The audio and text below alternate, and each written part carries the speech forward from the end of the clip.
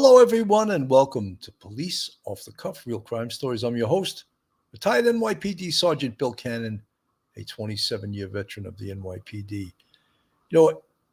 Of recent time, Ray Tierney, the Suffolk County District Attorney, hasn't really made himself available to the media. And today, he decided, I guess it's the 1-year anniversary of the arrest of Rex Heumann, to appear on TV. And what is new in the case? Well, some of the things that he could talk about, of course, is the question that was raised very recently by attorney John Ray in regards to potential family members being involved in this Gilgo Beach serial killer case. And Ray Tierney reiterates that they have no evidence of that whatsoever. In fact, he restates that every time Rex Heumann struck, every time he committed a murder, his family was out of town, either in another country or in another state. And that is one of the big reasons that he gives that they're not involved, and Rex Heumann absolutely acted alone. One of the obviously scary things was the recent press conference when 2 more victims were added to the list. And they are the women you see on the screen right now, Jessica Taylor and Sandra Castilla. And in the case of Sandra Castilla, this gets really concerning for everyone on Long Island and for everyone that has ever or is still investigating these cases. Because the case of Sandra Castilla goes back to 1993. And the interesting thing about that, the technology that we all should be proud of our criminal justice scientists that were able to put this evidence together and finding 2 hairs that were tested through the science of mitochondrial DNA, identified as belonging to Rex Heumann and to Rex Heumann's ex-wife. The second one was of Jessica Taylor, and that case goes back to 2003. And her body was, of course, found in Manorville. And we've had all those pictures of Rex Heumann shooting at a firing range out in Manorville, something that we didn't know about until very recently. So what does this mean also to the defense of Rex Heumann? Does anyone believe Michael Brown when he says Rex Heumann maintains his innocence? He maintains that he had nothing to do with this. Is there a single person that believes that? And how about the fact that they went back to the home of Rex Heumann for a second search warrant, no doubt having something to do with the searches they were doing out in Manorville? Also, we'll hear Ray Tierney talk about how much of the evidence they have is digital and the evidence is encrypted, which therefore makes it very time-consuming and to uncover this evidence. So every day that they're able to break these codes, they're able to collect new evidence in regards to these cases. And of course, who you see up on the screen there is the Gilgo 4, Megan Waterman, Melissa Bartolome, Amber Costello, and Maureen Brainerd Barnes. And now, of course, we have it. There's a better picture of Maureen Brainerd Barnes, Melissa Bartolome, Megan Waterman, and Amber Costello. Now with 2 more victims added to the list, of course, this investigation is expanding and will not be shut down probably ever, unless after Rex Heumann goes to trial, and if he in fact gets convicted, maybe at that point they'll get him to come clean and to talk. But until that point, he's maintaining his innocence and he's not speaking at all about this case. So, folks, hold on to your hats, hold on to your wig, hold on to your children, hold on to your service dog, hold on to your neighbors, because you're about to enter true crime from a police perspective. You're about to enter the off-the-cuff zone. You're about to enter the police off-the-cuff zone.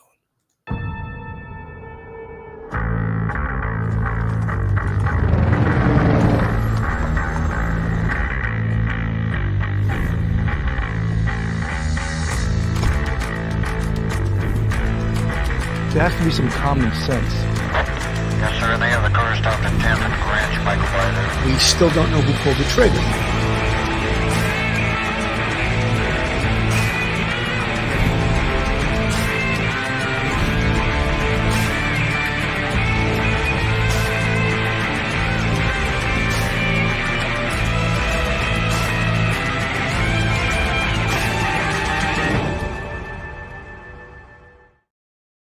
So, folks, other than the last press conference that Ray Tierney gave, he's pretty much hasn't been available to the media. He hasn't been speaking.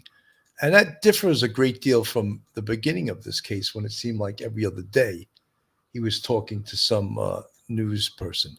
But anyway, here's WPIX, and they do an interview with Ray Tierney today. And this is the 1-year anniversary of Rex Heuermann's arrest. Rex Heuermann is due back in Suffolk County Court in Riverhead later this month. Saturday marks 1 year since the arrest of the 60-year-old architect from Massapequa, Long Island. He's been charged with murdering and mutilating 6 women. Just last month, investigators recovered additional evidence from Heuermann's home, which could lead to even more charges. And joining us this morning is Suffolk County District Attorney Ray Tierney to give us the latest updates on this very case. So, DA Tierney, great to have you here this morning again. Thanks for joining us. Thank you. So let's talk about this. It remains a very active investigation, right? And as we saw when investigators returned to the Heuermann home back in May, there was once again this massive search inside the home. So what can you tell us was found and why you decided to go back in that second time? So there was a number of investigative steps that we felt we needed to take. Chief among those were the search out east, which we did with the dogs and a number of other agencies, as well as going back into the house. We've, again, we collected a lot of evidence. We're going through that evidence. A lot of that evidence is going to be trace evidence, blood, DNA, that type of stuff, which we're searching for. So we'll just have to wait for the forensic scientists to go through that evidence. And among the evidence that we had previously found, which caused us to do that, was chief among them was the planning document, which we allege is a document where the defendant evinced his intent to murder the 6 charged crimes. And based on that document, we learned serious, disturbing details of how he was making notes, basically, on how he wanted to kill again and what he would change and what he would do to the women that he was allegedly torturing. Based on that document and what else you found in that house, do you change your stance on what you believe his estranged wife knew? No. I think that if there's one thing that's been consistent throughout the case is that there's no evidence that the defendant acted in concert with anyone else. All of these crimes appear to have been committed by him and him alone. In addition, when you look at all of the 6 charged murders, we have been able to establish that the wife and the family were out of town when these incidents occurred. So very interesting, right? Because all of us, I think, with great interest, watched the most recent press conference with attorney John Ray. And alongside him was serial killer expert, Dr. Gary Bucato. Very wonderful man, brilliant. He's really a learned man, one of the premier experts on serial killers in the nation. And some of the evidence that John Ray has presented, is it in fact evidence or is it hearsay? And if we believe what District Attorney Ray Tierney is saying right now, then what Attorney John Ray is presenting is not evidence at all. And we saw all the disturbing photos.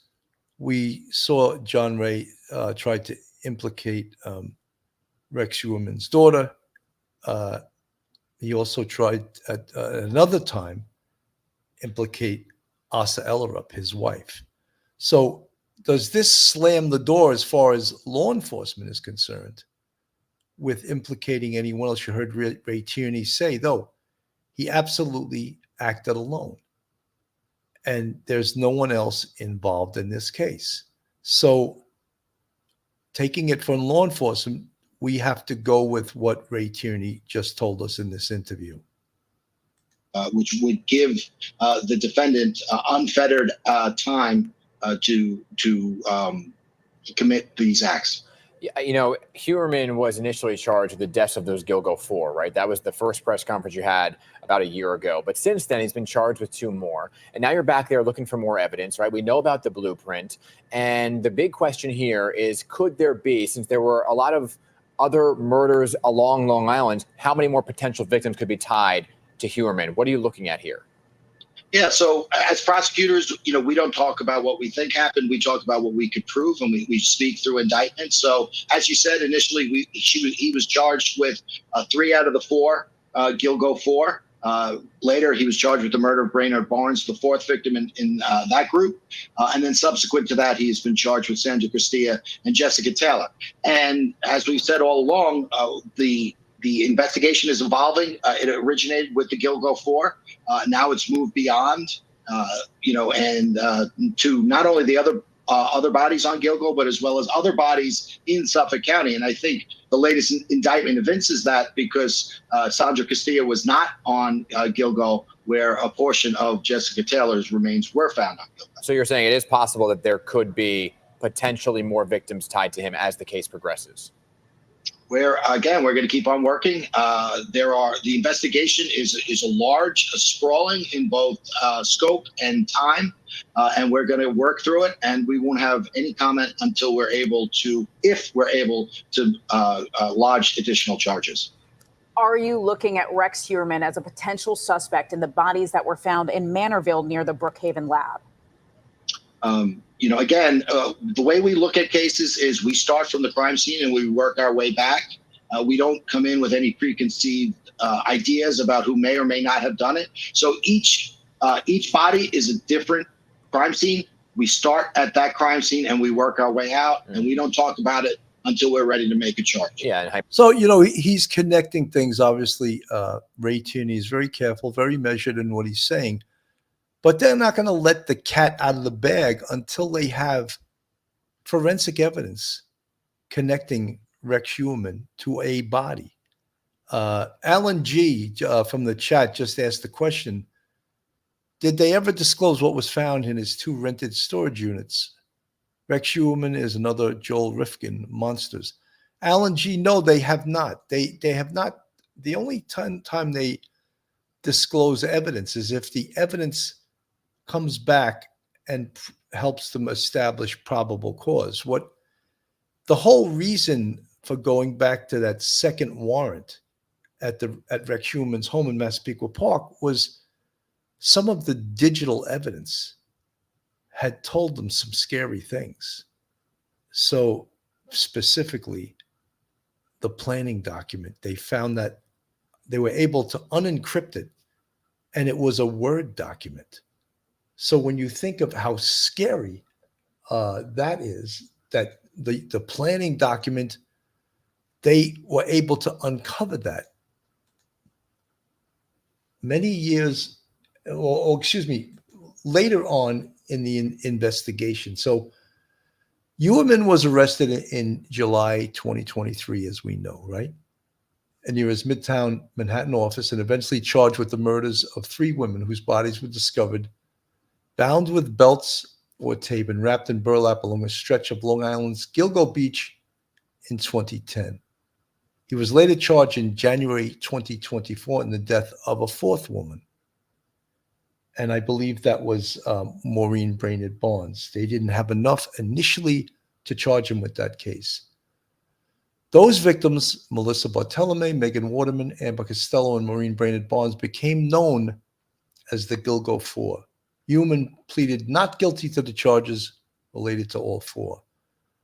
A big break in the case came in January 2023 when investigation took a swab from a leftover pizza crust Human discarded in the trash outside his Manhattan office, according to court documents.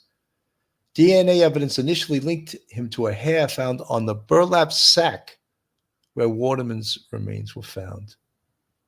So the key evidence in all of these cases, because they happened so long ago, is DNA. And we're talking about mitochondrial DNA.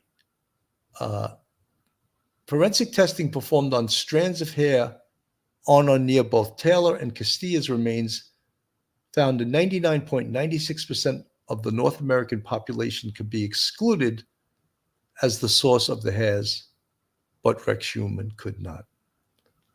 The latest bail application said 2 forensic laboratories determined hairs recovered on 5 of the 6 victims were tied to Human, members of his immediate family or people who lived with him. So all of these pieces of evidence, again, forensically, we have no eyeball witnesses, at least from coming from the district attorney's perspective. We've heard other people say that,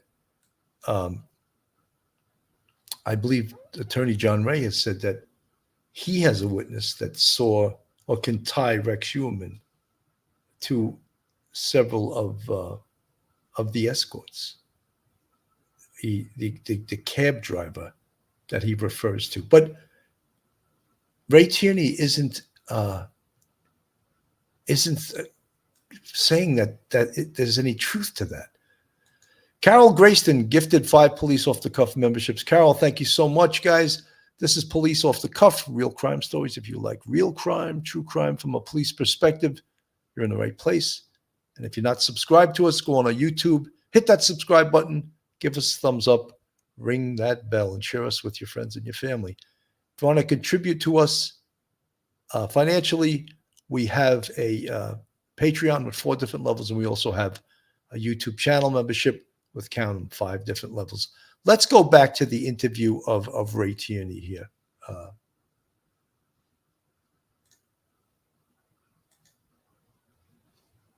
Hang on one second, folks.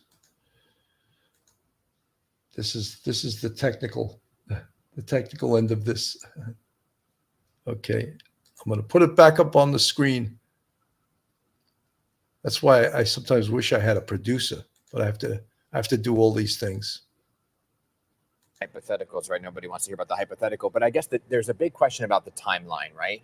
And when this all potentially began in the age of some of these workers. And I know you've interviewed hundreds of sex workers who have claimed to have had encounters now with Human, which date back to more than 30 years ago. So could this have all began? I know it's a hypothetical again, but could it have began 30 years ago?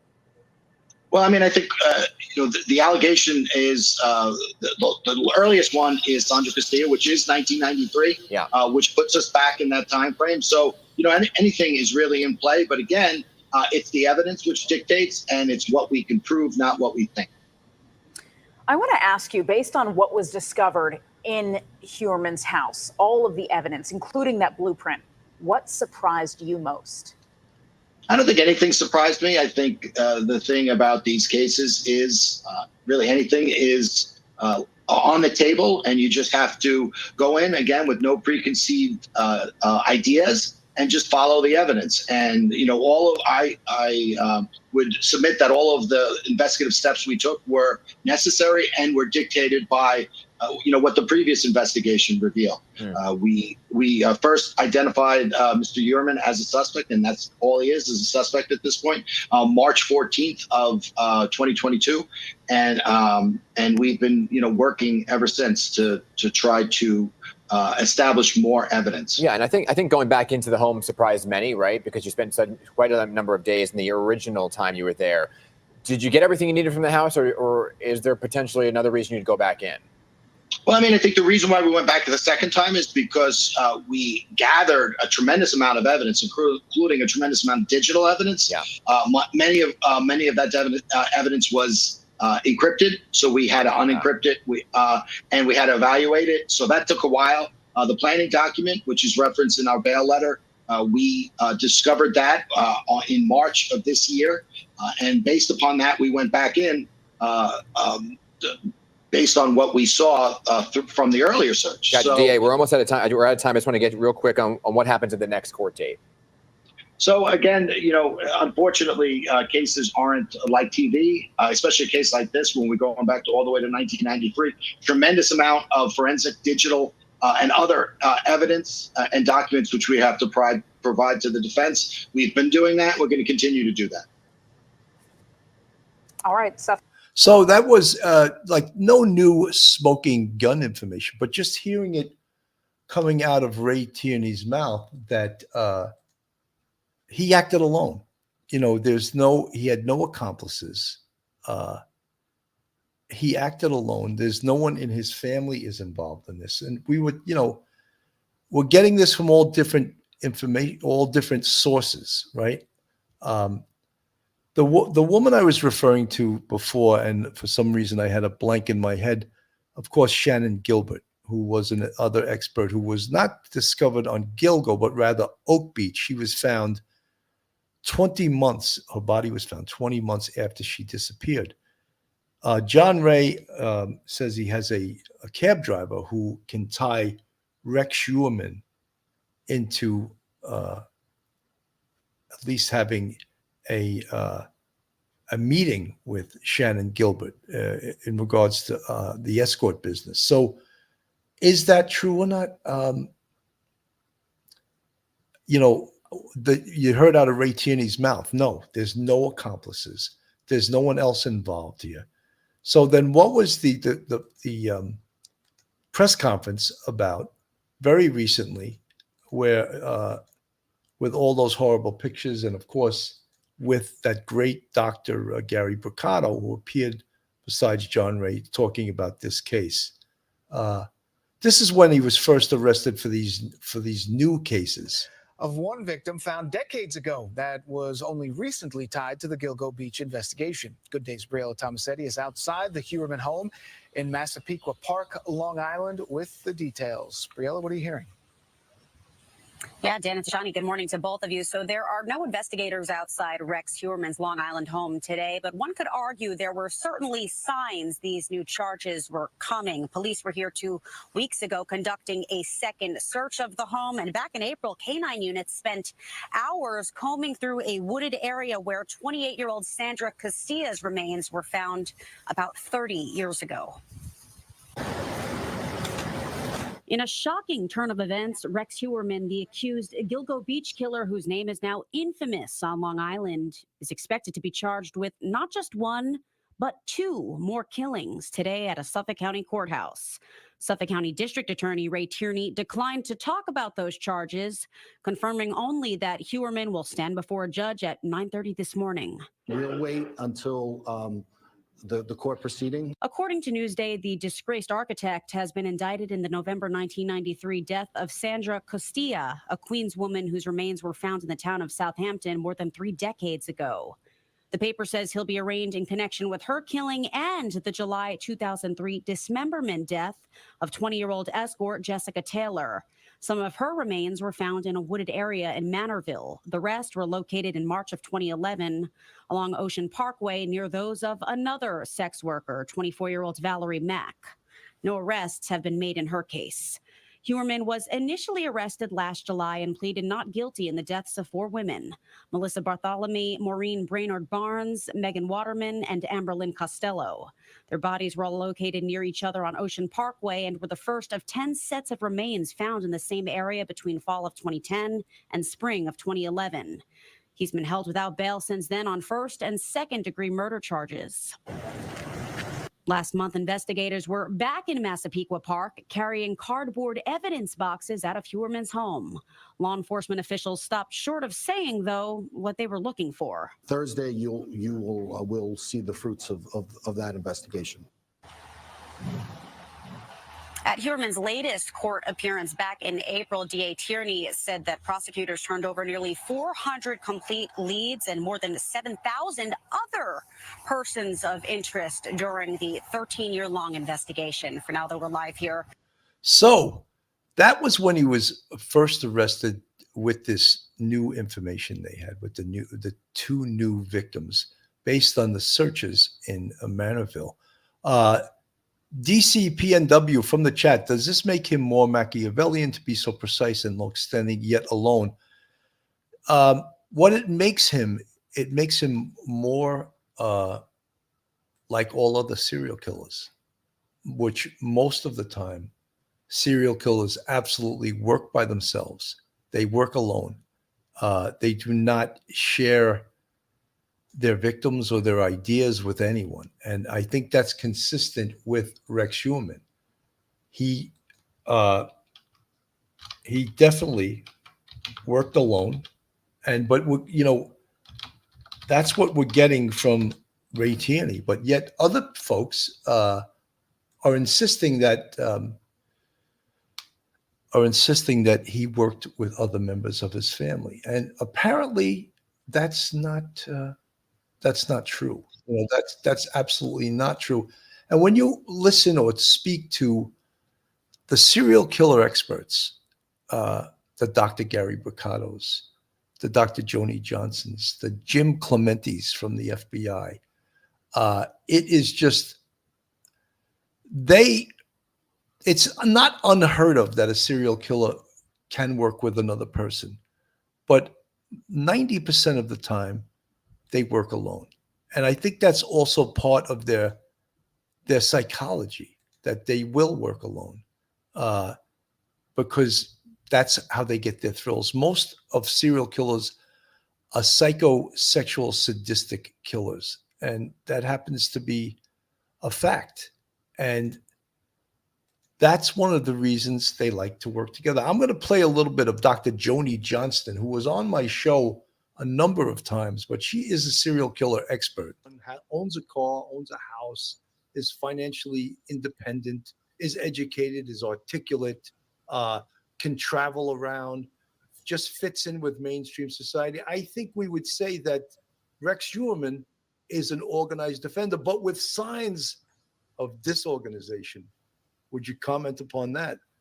Yeah, it's interesting because the comments that we've gotten from his neighbors, and then looking, for example, the contrast between his home and the appearance of his home and in his business and how polished he looks in that, in that picture, there is kind of a disconnect there, and so we do kind of think, yeah. And it's interesting, Bill, because you're right. The earliest classifications for serial killers was organized versus disorganized. And I think as the years have gone by, we've realized that most serial killers are organized to some extent, or they wouldn't be able to be a serial killer, right? So there's some degree of organization.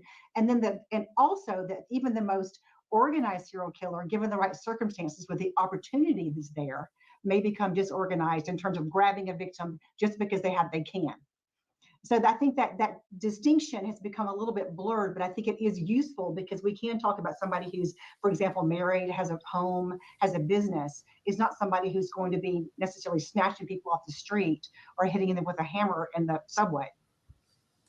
But at the same time, he displayed some attributes and of a disorganized offender. And specifically, I'm going to point to something that occurred very recently. A woman made a police report against him. I believe it was just, it was July 3rd in a park in Massapequa, where this large man popped out of the woods and started asking her like creepy questions. And she was so creeped out that she got away from him as quickly as she could, but she made a police report. That's how creeped out she was about this guy. And then when she saw he was arrested and she saw who it was, she was like, that's the guy who approached me in this park. So, Doc, my question to you is, he was still working, wasn't he? He was still plying his trade. I will be very surprised if we find out that the last victim was killed in 2011 or 2012. Mm-hmm. And it's not because serial killers cannot stop, because we used to think unless they were incarcerated, unless they, died, unless something drastic happened. They would never stop killing on their own. We know that's not true. There have been serial killers who've taken long periods of time where they stopped. We know the Golden State Killer, for example, Joseph D'Angelo quit, for 20 years before he was caught. So it's not that serial killers don't stop. But when we read things like this person is still using a burner phones, this person is still contacting people who are engaging in sex work, that is what concerns me, because I'm not familiar, the research does not support, that there are sexually motivated serial killers who continue to do part of their job, and I'm putting that job in quotation marks, of course, but not the rest of it. That would be very, very atypical. So that does concern me. I mean, I would be very interested in knowing if he's been involved with, with women who are engaging in sex work and has not killed them, what their experience has been like with him. What is he doing? That's tremendously interesting. And Dr. Joni Johnston, serial killer expert, said she would be very interested to find out, was he involved with sex workers, escorts that he had a liaison with, let's say, and did not kill them?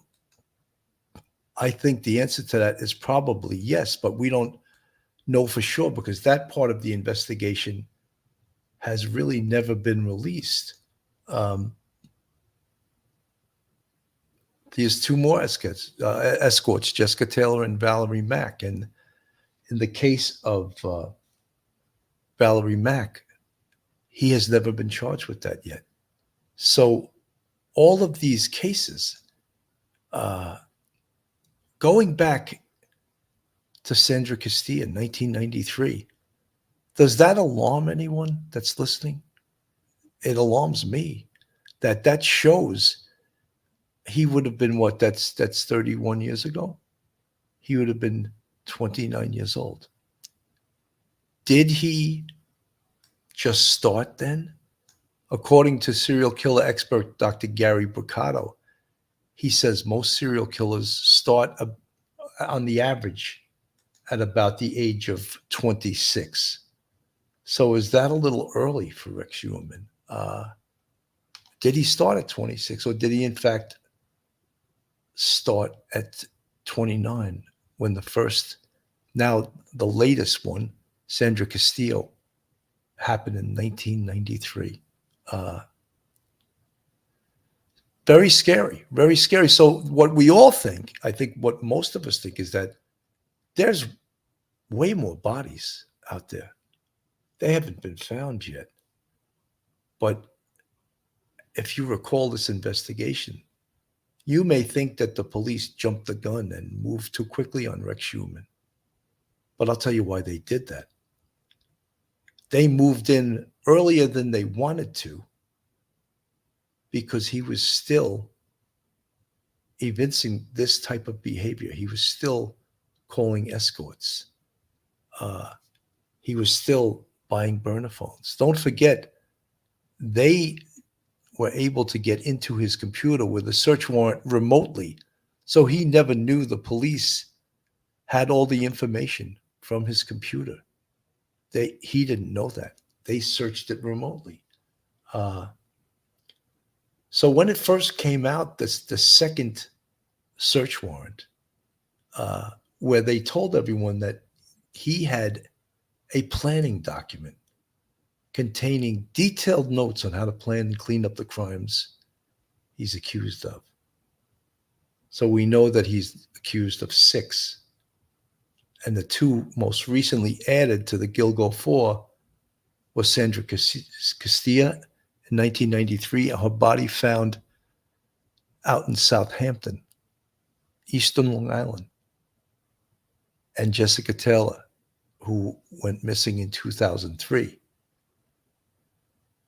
So Heuermann, we all know he's from Massapequa Park, was previously indicted on 4 murder charges in connection with the bodies of the women that had been found across Long Island's Gilgo Beach since 2010. So he was arrested. This is the 1-year anniversary. I think Saturday, they said, will be the 1-year anniversary of his arrest. So they alleged he took diligently took notes on the preparation and cleanup of the alleged murders. And what the indictment refers to as the planning document, authorities claim Human allegedly methodically took notes to plan out his kills. It includes an exhaustive collection of bullet points and columns with different kinds of notes. One section of the planning document allegedly features 4 columns labeled Problems, Supplies, DS, and TRG. The lists under each column appear to indicate possible challenges to executing a killing and what tools one might need. The Problems column shows a bulleted list that includes hair and fiber, DNA, fingerprints and gloves, and bloodstains, according to the indictment. Under Supplies, the list includes saw, cutting tools, lye, acid, burn can, and a police scanner. I mean, if that document isn't one of the most powerful pieces of evidence that we've seen in one of these cases, I don't know what it is. Carly from the chat. I also think he killed the men found in Mandeville, found near where Valerie and Jessica's partial remains were found. You know, Carly, as District Attorney Ray Tierney said, we can't conjecture. We can only, him speaking for the Gilgo Beach Task Force and the people working on this case, they can only act upon evidence. And they may even have other bodies that they're looking at that they haven't revealed because they don't have the evidence to tie them in, to tie him into these cases. You know, we all know that this case was hampered by a lot of corruption. Back in the day, you guys have mentioned in the chat, Chief James Burke, who famously kicked the FBI off this case, who famously sort of disregarded evidence. Think of that, the Chevy Avalanche. That was in the case folder for years, and no one acted upon it. But when the Gilgo Beach Task Force was formed, 2 months after the task force was formed, they identified the owner of that vehicle as Rex Schumann. So incredible, right? But what were they doing? What were they doing before that with this investigation? Why did it take them so many years to find out who Rex Schumann was?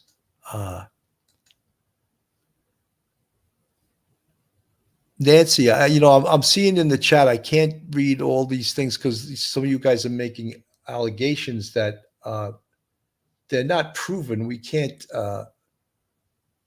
just, look, James Burke, many of you think that James Burke was a conspirator in these cases, but one of the things that we know about serial killers that may put that to rest is that 90% of the time, I'm throwing out that most of the time, I'm not going to throw out a number I'm not sure of, that they work alone. They're not working with anyone else. So that in itself, did James Burke, Chief James Burke, hurt this case? Did he make it drag on for years because they didn't do a proper investigation? You bet. You bet, absolutely. But was he involved in it? We can't say that. We don't have any evidence to that. And, you have to go with law enforcement. You have to go with what Ray Tierney is saying. Patty from the chat. If he was doing these murders while the family went away, they must have a schedule other times. They were out of town on other dates so they could connect any missing sex workers at those dates. Patty, that's absolutely correct. Misbelieving, it's basically a written confession. Well, not quite misbelieving, but powerful evidence nonetheless. Not a confession, but very powerful evidence.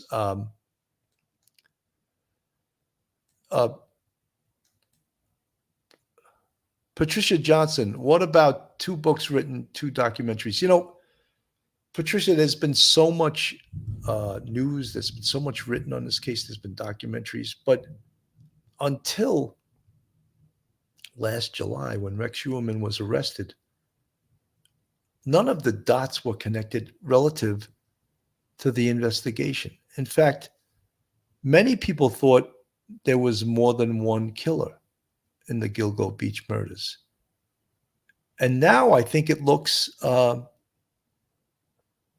Patricia Johnson, Patricia, I agree with you. Suffolk County Police, the detectives, Spoda, the indicted district attorney, all of that makes this case look horrific. And then when we even go back to the Shannon Gilbert case, that case is, as far as the Suffolk County Police are concerned, they think that case is closed. That she did go to that location, and I don't want to get deeply into that because we could do a whole show on that. But that Shannon Gilbert's case is not ruled as a homicide right now. It's ruled as an accidental death. And many of you disagree with that.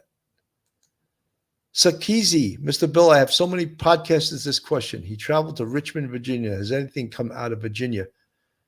Sakizi, so far, the investigations that have crossed state lines, the cases that have, remember there was 4 bodies in Atlantic City early on in the investigation. They had mentioned that he's been cleared of that. So what does that mean? That just means that the forensic evidence that they have in those cases does not match Rex Heuermann. H. Cook from the chat, I believe Burke and Rex Heuermann ran in the same crowd, so Burke didn't believe someone he knew would be involved. You know, H. Cook, possible. That's very possible, all right? Nancy, I'm stating facts that are definitely provable. This is a very high-level politician. I know him very well for over 50 years. You know, Nancy, all the people and all the evidence in this case, if people have evidence, then they should come forward to the police and speak to the police about that evidence that potentially they're holding back, that the police don't know about. But until it's presented to the authorities, it's not evidence. It's just, hearsay. So, I know, look, this Patricia Johnson, footage of women in hotels on Fire Island. Look, there's no doubt. And one of the things that Dr. Joni Johnson said, the great serial killer expert, she said she would love to know if Rex Heuermann dated escorts that he didn't kill. And I believe he absolutely did, because he was a prolific user of sex escorts. So he couldn't have killed every single one of them, could he have? And that was probably part of his sickness, that he needed to date escorts, needed to go out with escorts. That's one of the reasons that the case was taken down earlier than the police actually wanted to. Linda Lou, no doubt, Shannon Gilbert's case helped break the Gilgo Beach case. Linda Lou, I do not deny that. I think that's well known. Nancy from the chat, he's extremely secretive, used multiple aliases, names, ages, careers. I knew him with the first name Michael. I know how obsessive he is. Are you talking about Rex Heuermann, Nancy? Just write in the chat yes or no, because sometimes I come into this chat and it's Susie Bug. Wow, I just got the love notification and Bill started 40 years ago. Carol Jane, think too of what police have that hasn't been made public. As hard-hitting as the documents are, what else is there we aren't getting to see? Carol Jane, good point. I'm sure there's a lot of information that the police have that they have yet to release to the public, because some of it is also discovery material. Discovery material that the prosecution has to give to the defense. Elena Gonzalez from the chat. Yes, absolutely. He did date other women. He was constantly fishing for women. You know, one of the things that we know as part of the Gilgo Beach Task Force is investigators from the Suffolk County Sheriff's Office. Remember Sheriff Errol Toulon? Great guy. I had him on the show once. What a hell of a nice guy. He's been in the correctional field for, I think he said like 43 years. That'd be pretty much all his adult life. And part of their job is to interview escorts who get arrested while they're in jail and ask them the questions that they know about this case. And see if there's anything that they can vet, any information, any evidence that they can tie together from these escorts that has a commonality, or if there's anyone else involved. All of these things are so important. Johanna James, it blows my mind that normal people are out here trying to be nice and good people, and there's Rex spending years killing people. He must have no soul. How does he sleep at night? Well, he's a serial killer, and they have serious psychological issues besides many other things. Carly from the chat, Shannon and Castillo broke the case. Without Amber Castillo's friend, this wouldn't have been solved. I think you're right. And, one of the things, Carly, also that helped solve this case undoubtedly was the Gilgo Beach Task Force that was started by former police commissioner Rodney Harrison and current district attorney Ray Tierney. That was the catalyst that got this case moving, no doubt. Light walkers in the chat, I believe that John Bitroff could also have run with these two as well. Rita Teddy and Sandra Castilla and Colleen McNamee are all near each other, dump sites in same time frame. I think I have a picture up of, there he is right there. Let me get your comment off the screen. It's sort of blocking it. That's John Bitroff there. Now, I believe John Bitroff is currently doing life in prison. Initially, this woman on the screen next to John Bitroff is Sandra Castilla. Initially, they thought he murdered Sandra Castilla, but they had since identified the mitochondrial DNA that was on a bag underneath her body as Rex Human's, and the other hair was identified as belonging to his ex-wife. So that's the evidence that got them off of John Bitroff being involved in this and put them on Rex Human. And why is that so important? Well, one of the big reasons is because now it takes us back to 1993, making Rex Human 29 years old.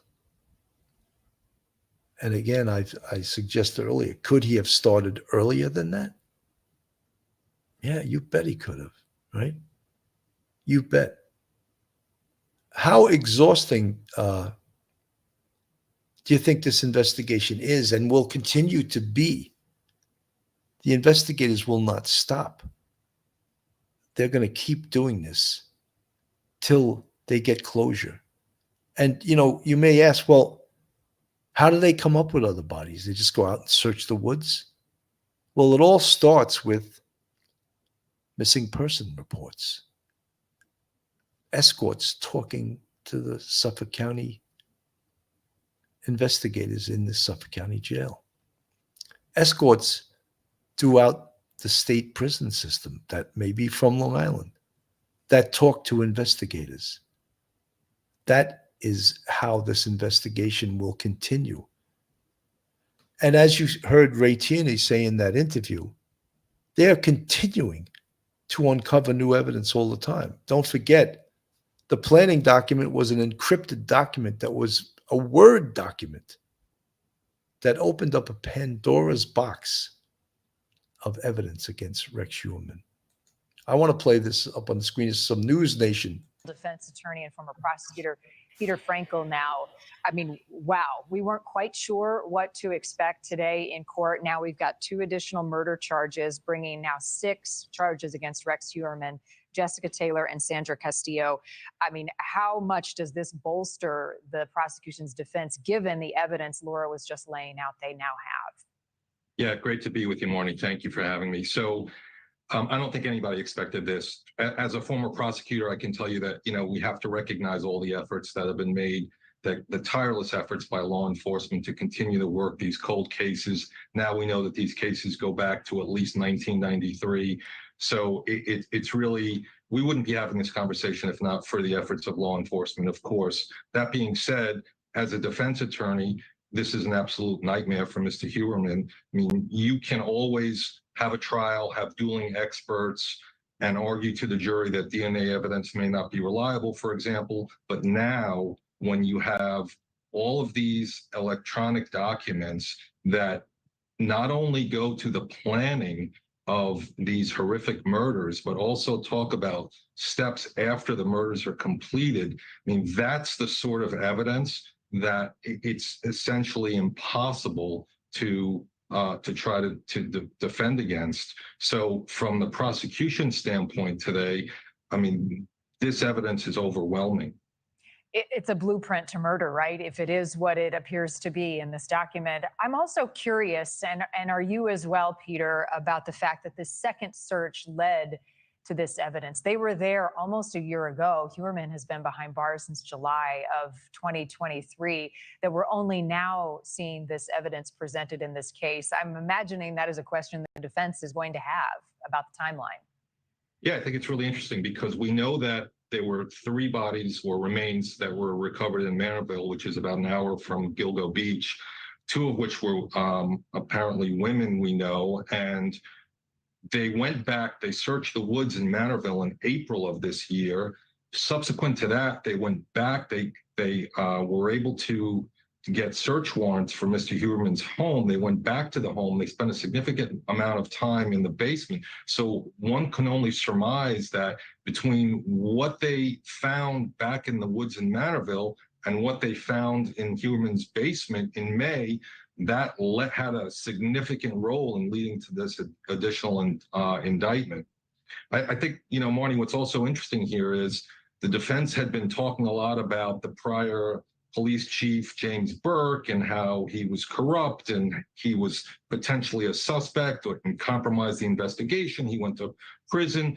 But in light of what we know from today, the defense is going to have to rethink where they're going to go with their arguments because, James Burke and whatever he did or didn't do for the 3 years that he was police chief now becomes even less significant in trying to defend this case. Finally, Peter, Heuermann's estranged wife, Asa Ellerup, filed for divorce shortly after his arrest, but we know in the months after that, she has visited him a number of times in prison. She's shown up for several of these hearings. How important will his support be for his defense and maybe for the prosecution's case, given what she may or may not know? I think it's very significant. What's interesting to me is that there seems to be a lot of evidence that demonstrates that when these murders were allegedly committed, that the family always seemed to be away out of town, gave him an opportunity to do what he was doing. So it goes back to something that Laura mentioned with respect to this book that was recovered in the house and whether or not that can actually be connected in some way to the rest of the family members, or if this was just another piece of the puzzle that relates specifically and only to Rex Heuermann. Wow. Well, incredible developments in court today in this ongoing case against Rex Heuermann. Peter Frankel, thank you for your perspective. So, again, nothing smoking gun-esque today, but, Ray Tierney talking about how as they come up with new evidence, this case is absolutely not over. But some of the things he spoke about, that the evidence was encrypted, that's how they came up with the planning document. They got into that document, and that he feels that Rex Human absolutely acted alone. Milwaukee civilian from the chat. Thank you so much for the $20 super sticker. Acknowledging law enforcement non-feasance. Police often know things that cannot be proved in court. Suffolk County screwed up, but Rodney Harrison got it right. Milwaukee civilian, 100%. You can't look at this case without looking at the corruption angle. We all have to acknowledge that, because for years, nothing happened with this case. And in regards to from the law enforcement end, and we always have to remember these four women up on the screen: Maureen Brainerd Barnes, Melissa Bartolome, Megan Waterman, and Amber Costello. They were the initial Gilgo 4, right? And initially, when the arrest of Rex Human was made, there was only 3. There was Melissa Bartolome, Megan Waterman, and Amber Costello. And I believe they added the case of Maureen Brainerd Barnes once they had enough evidence to prove it. But prior to that, they didn't have the evidence necessary to bring that case in. And if you remember, that case was brought forth after all the other cases. So they haven't, as they said, they haven't stopped. The investigation has not stopped.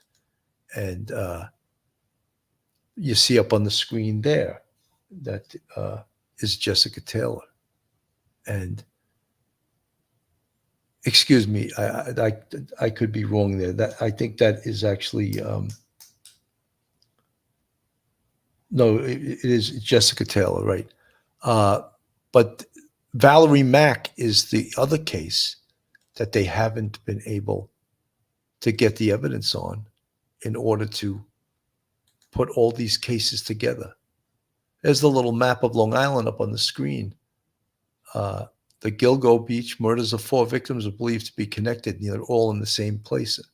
And then 2 victims were dismembered with some of their body parts found here and others found 45 miles away in Manorville in 2000 and 2003. You see up on the screen, no one believes that anymore. A second killer may be responsible for those murders. Now, I think most people in the know believe that Rex Human is responsible for all of these murders. And to tell you the truth, I didn't believe it early on. Now I do.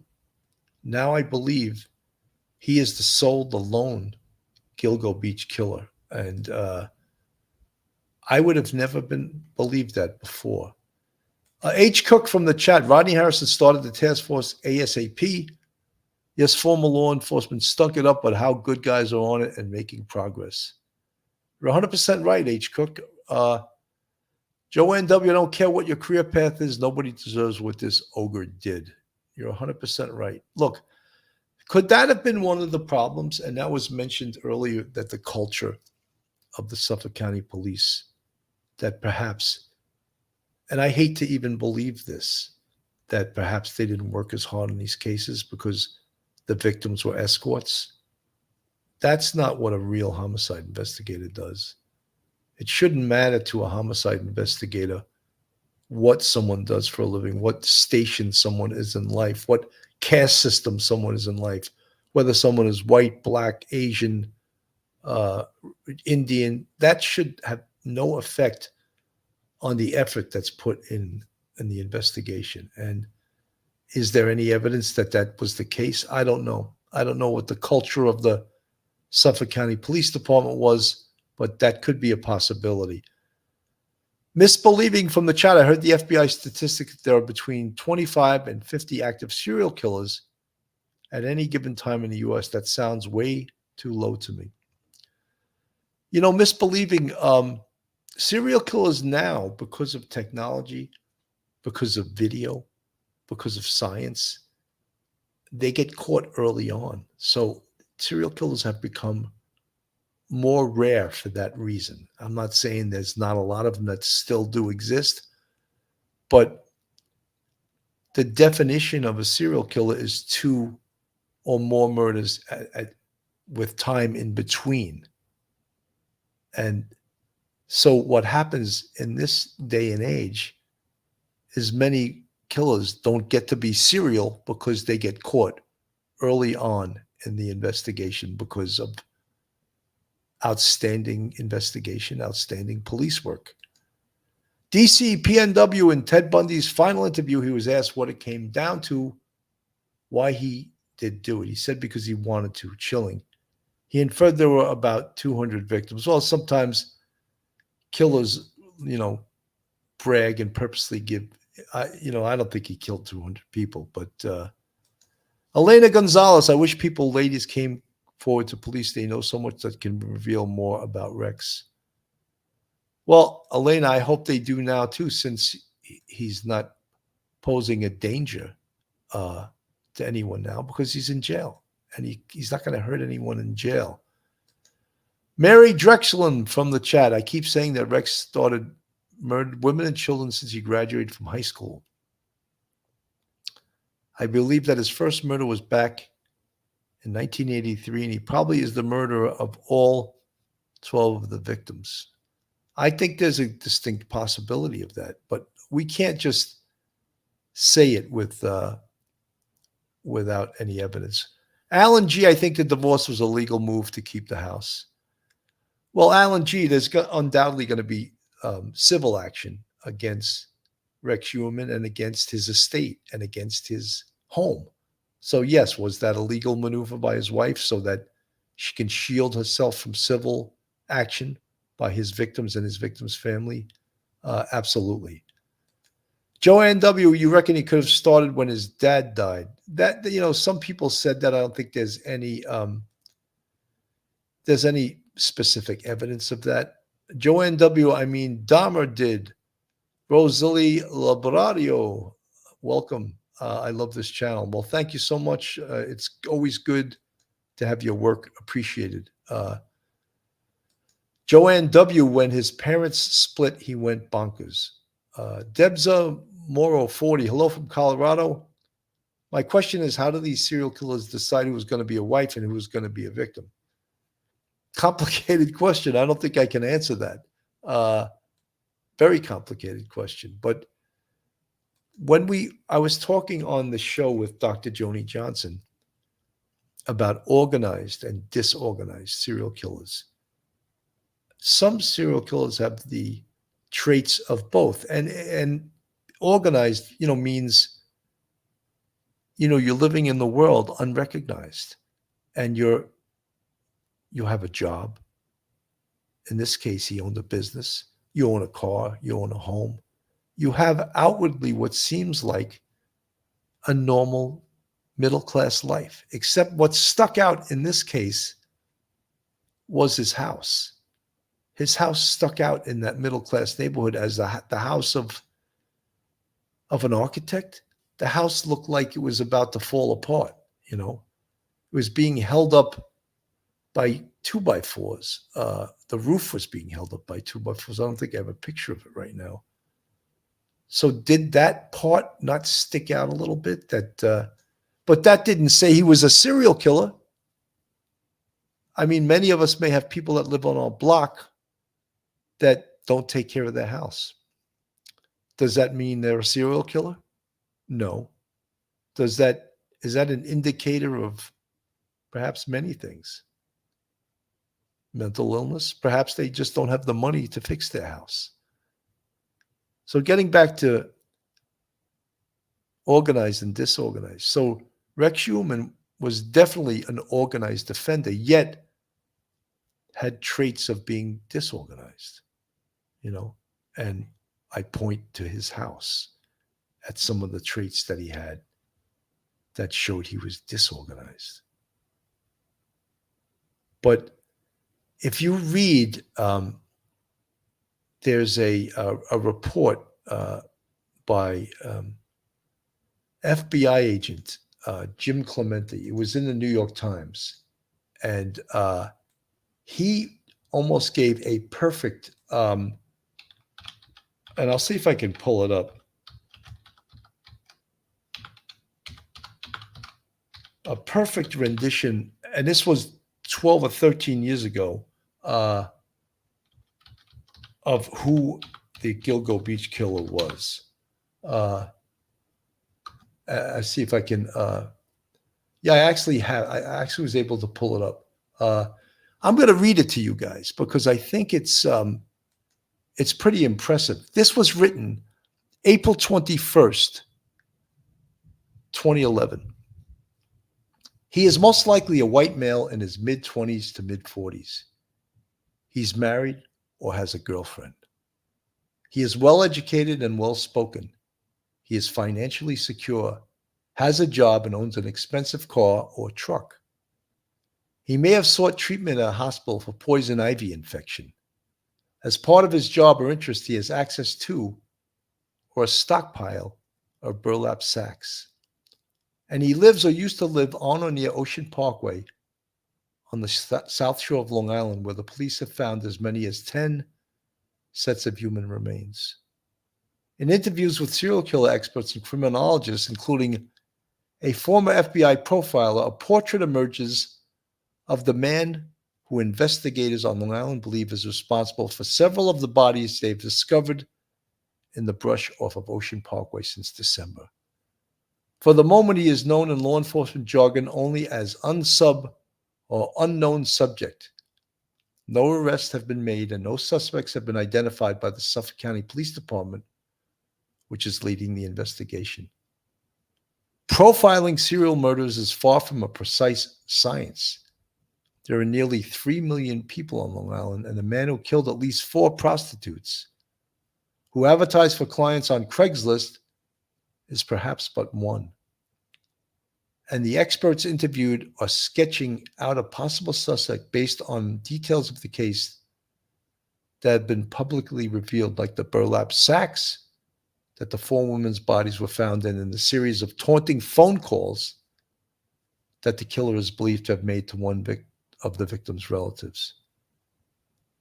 This is someone who can walk into a room and seem like your average Joe, said Scott Bond, an assistant professor of sociology at Drew University in Madison, New Jersey, and a serial killer researcher. He has to be persuasive enough and rational enough that he is able to convince these women to meet him on these terms. He has demonstrated social skills. He may even be charming.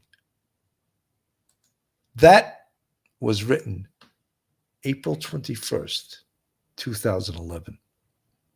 Jim Clemente, an FBI profiler, wrote that 13 years ago. You think it was pretty damn accurate in regards to who Rex Schuerman is? I think it is. I think it was. I think it is. Not every serial killer expert can make a prediction like that 13 years prior to the arrest and apprehension of Rex Schuerman, who is innocent until proven guilty. But yet, we can all say that, but there's a lot of evidence against him, isn't there? But there's been a lot of evidence against other people that, after trial, were found innocent. Deb Zamora, 40. I remember before the BTK killer was caught, his wife worried about the killer being on the loose, and he told her she didn't have anything to worry about. I wonder if something similar played out. Well, Rex Schuerman's victims were very specifically from a certain group of people. Milwaukee civilian, this description sounds like an outlier to me. I think profiles are more often wrong than correct. Remember the Beltway killers profiles. Milwaukee civilian, you're 100% right. They can't be right every time. Even some of the sort of what would seem like arbitrary information to us, like the burlap sacks, meaning he must work in a job that uses burlap sacks or have access to them somewhere, of course. But he didn't turn out. He didn't work in a kind of job that had access to burlap sacks. But the fact that he had a car or a truck, he needed a car or a truck, didn't he, to transport the bodies? And that's how he was able to get away with it. He had to be charming, or at least approachable enough so that these women were willing to get into a car with him, didn't he? So all of those things pointed towards Rex Heuermann. And again, that was written in April 2011. Just absolutely, I think, a pretty damn good profile. But then why did it take them to July 2023 to apprehend and arrest Rex Heuermann? We all can answer that question with our own answers, but we all sort of know why, you know. Not enough attention was given to this case. Not enough money was spent on the investigation. There was corruption at one time in Suffolk County that wasted years and years and years of this investigation. The nexus between the victims was that they were all escorts. Difficult in these cases because the bodies were found years and years later to assign the cause of death. The manner of death we know was homicide. The cause, what was the specific method that these women were killed? We would all probably think asphyxia, right? However, Sandra Castilla was stabbed. I don't have the amount of times right now, but it was overkill. That was the only body that I know of in the Gilgo Beach case that was stabbed to death. And that goes back to 1993. So did Rex Heuermann start out more violent and then get less violent? That's a question I have. That's a question I'd like to know the answer to. Just incredible. This case will continue to baffle in many ways, but yet we have many of the answers right now that we didn't have for a very long time. Misbelieving, do you think if the victims were not in that profession, would the investigation have done better? Would the community have demanded it? You know, misbelieving, we can conjecture that yeah, if this was, say, young college students from good families in Suffolk County, that's not a good reason for not doing a competent and spending the money on this case. Look, they didn't even want to admit that they had a serial killer for years. They didn't even want to admit that. So we can all look at this and say, yeah, perhaps there was some culture of the police that didn't allow them to go, what I would say, balls to the wall in this investigation. And could be, we're conjecturing, but could that be? Only the people that worked on this investigation will know the answer to that question. Will it ever come out? Will it become part of a book or a TV series or something like that? Tony, thank you. Fantastic show, Bill. Thank you so much. Carol Jane, Gacy stabbed his first victim, but felt he had too much cleaning to do. Wow. Crazy, you know. You know, guys, I just want to thank everyone. I just, when I saw the interview of Ray Tierney, I said, you know, I should get on the air right now because this is the first new information. It's not really smoking gun new, but it's given us information from Ray Tierney, who lately hasn't been going and talking to the media very much. So when I saw he did get interviewed, I said, you know, let me go on the air and present what he said during his interview.